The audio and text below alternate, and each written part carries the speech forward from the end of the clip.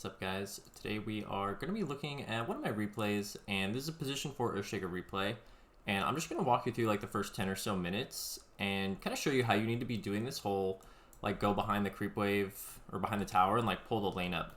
So I'm position 4 Earthshaker. I got a pause 3 Magnus, and they have a Drow plus like Marcy. So they have a super dangerous lane that we don't really want to be like laning into. It would be really annoying just standardly lane against these guys. So that's kind of your first indicator that you need to go for this like pull strategy. Actually, it doesn't end up being a Marcy, it ends up being a Phoenix, but either way, that like double ranged against us double melee would probably not work out unless we can easily get the lane back. That's part of what pulling helps you do. So in the Arlington major, constantly position 4s were like dragging the waves. Like if you guys watch that major, all the time this was happening in like a lot of games. So to me as position 4, that's not something that like I like always look to do. But I really learned that you need to be looking to do it more regularly. If you're like, if going behind and dragging behind the tower is something you do like once or twice in a game every like 20 games, like you're not doing it enough as a pause 4 player. I really think it's something that you should probably be doing in like at least half your games, depending on the matchup. Like there are some matchups where you don't need to. Like if you guys are just way stronger than them and they don't want to fight you, you really shouldn't be doing it because the point is to kind of dodge the main lane. But if your lane is not going to be like super ideal, this pulling crap works so well. It denies the carry so much CS and will eventually just get them out of position. So I'm going to kind of just real quick, I got this ward down pretty early. This is a really nice ward when you're doing this strat because you also like have time to like snipe some couriers, which you'll see, and just gives you a general idea of like if their support is like looking to like stop you maybe. I also sentry block this camp. When you pull, you do block these camps, but my thought here is like if I ever don't get that block off, it'll still be blocked the next time. So you'll see I'm going to be body blocking that camp anyways the first couple times, but that's why the sentry's down, because in case I ever need to go do something else and I can't be there in time to body block it, it'll still be blocked. So here, the lane doesn't even start that well. My mag, for no real reason, just like loses half his HP to like the Drow Phoenix. But it's okay. My whole plan going into this lane was just to drag. I was like, I'm just going to drag like off cooldown and we're going to see how this goes. So the dragging itself is not like super interesting. Make sure you're blocking both camps. This is easier to do on Dire, but it's still possible when you're doing it as the Radiant off lane as well. You make sure you stand in this one and then the range creep is far enough back to be in the other box. And then you wait for the minute to go by so that they don't spawn, and then you just drag behind over here. And it's really important. So the Drow plays this like correctly for the most part. So it's really important when this happens. Like your offlaner needs to either go here or he needs to come back here. Either one is fine. What's important is you just go do the other thing. So I just left my mag. Didn't want to steal his XP because it's important to get this XP if you can. Throw out a fissure just for a free CS here. I wait for those next 2 creeps to go by. And I just do it again. Off cooldown. So blocking both camps again, not complicated, bring it back. I don't even do it perfectly. Like this isn't even perfectly executed. And, you know, what's happening is my melee offlaner is getting complete freefarm. You know, every other wave. Like, yeah, he's missing some creeps, but so is the Drow, so it balances out. And instead of like getting harassed by a Drow Phoenix, he's like free farming completely safely. So that's why this is so valuable. And here I got the ward vision of the courier. That has just a band of elven skin for the Drow. And look at this, do it again. 3rd time in a row. All 3 minutes. And you don't do it every wave, right? You just do it some waves. And then here I get another courier, get the Phoenix on the way back. It's really nice. And here the creep wave goes by too far because they turn around for that courier. So we just drag it up to the next one. And this time, like, obviously the mag is not going to come all the way back here, right? But this is still totally worth. So I'm getting free CS and XP now. This is really nice for me. Completely denying a full wave from the Drow. And look at what ended up happening. My mag had a double wave under his tower now. So he's getting, again, like, just complete free farm in CS. And after this double wave, which I completely let him get solo XP on. Oh, by the way, I'll just point this out. They dewarded this Drow.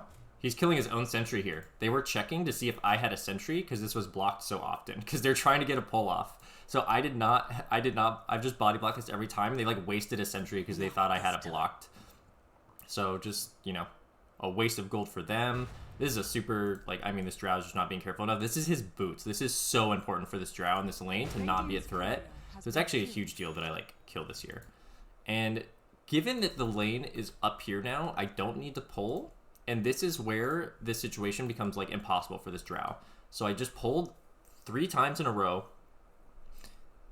Or dragged, sorry. I dragged 3 times in a row. Now my mag has a ton of levels.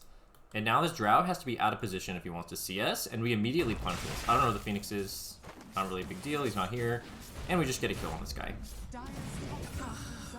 And so that's the result of like me dragging, is like the drow had to be out of position. We got the courier sniped.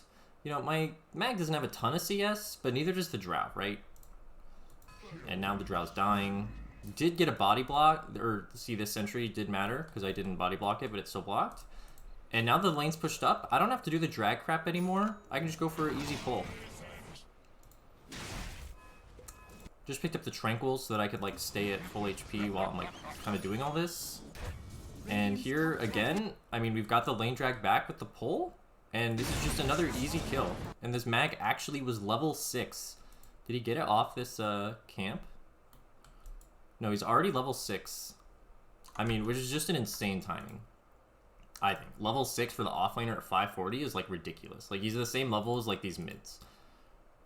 I mean, just this is just the creep wave dragging going on here. Who's the offlaner over here? I think it's like Pango? Yeah, the Pango's level 5. So my mag is a full level ahead of the Pango at this point. And this just sets up like a super easy like kill on the drow again. And the Phoenix actually dies too. Look at my perspective. And this is just all set up by this pulling shenanigans. And like, you know, it wasn't super advanced. It just gave mag a way freer lane than he would have gotten if we laned straight up. So if you're a position 4, you should really be looking to do this more. Like, if you look at the matchup and you're like, I don't know if this is going to go that well, just go for the pulls. Just do it off cooldown. It's really nice to get this ward down. Make sure you body block both camps regardless of which side you're on. And just do it 3 times, 4 times in a row. And I promise you, your offlaner will like be way happier with that happening than like straight up normally laning against a tough lane matchup. So I'll watch a little bit more because how we like collapse the map is pretty good, I think. So this drow's died multiple times, right? So this ward is really good because what's the drow going to be doing? He's going to be recovering. This drow is not going to be coming back to this lane unless he wants to chain feed. So kind of just am free to roam around mid now. Just give my offlane mag more XP. Pick up a Marcy. You know, more because he like ran in than anything. But this ward like instantly scouts out what his drow's doing, and we just kill her again. Nice dawn rotation, and yeah, we like feed a little bit here, but you know, this is a big commitment from them. Like, we killed the drow again. The Bat Rider used lasso down here, and their offlaner had to come down here, and then their Phoenix and Marcy. Literally all 5 heroes were down here. One of them died, so the map is so free. Free farm on my mag, free farm on my Wraith King, and you know, this Pango actually somehow has a lot of net worth. I think just because I guess just from the assist, I don't know, he's got a lot of net worth somehow. But you can see the rest of my courts are like way up there, and like, I mean, their drow's like not having a game. I'm ahead of him in net worth. So just a little bit, I wanted to go a little bit further, like 10 minutes, I think. So off respawn, pick up the extra wind lace just for this running around shenanigans, having a smoke. Kind of going greedy for the earlier blink, not picking up a stick or anything. But I'm not in too many fights, so I didn't think it was super important. And again, just kind of drawing them down here. Even if we don't like get a kill, this is like still pretty reasonable because the drow's like not farming right now. The bat's like not farming either. Like, bat kind of wants to be farming right now. And it just pulls a lot of attention. I mean, this Wraith King ends up having just like the freest game ever. I'll show you the score screen after maybe. And so the bat actually dies here. This is like super good. And the drow actually dies again. So you can see this like kind of continued aggression is really good. And on respawn, while my team's like killing them all, we end up picking up the Phoenix and the drow here. I TP into mid lane and get a free lane to farm for myself. And like, my aggression here sets this up for me. I mean, I did die, but like now I get a free lane for a little while, which on Earthshaker is really important to just like be able to sit in a free lane for a short amount of time. Even getting some free jungle CS. So I'm going to wrap it up here. I mean, you can see the net worth now. My 3 cores super high. And my Wraith King just had like the freest game here. All right, and here's the score screen at the end of the game. You can see Pango kind of gave up, but you know, that's kind of how it goes. Let's look at this Wraith King here. 20k net worth. And he just had like a completely free game, 750 GPM. I mean, you can see this. This is just all this space you're making for this Wraith King, and you know, Drow just like didn't have a game at all. So definitely look to do the dragging more in your games as position 4. You can even do it as like certain ranged heroes. Like you can do it like Marana or something. As long as you're not susceptible to like just die to their combo, it can be really good. So hopefully you guys got a lot out of this, and cue outro. Hey, thanks for watching my video. If you're interested in more of my content, please sub to my channel. If you like this video, please give it a like. If you have any questions, you can leave a comment and I usually respond to them. If you're interested in my coaching, check out the link to my Discord in the video description and you can hit me up for coaching. I've got all the information there on how to sign up, and I'll see you in the next video.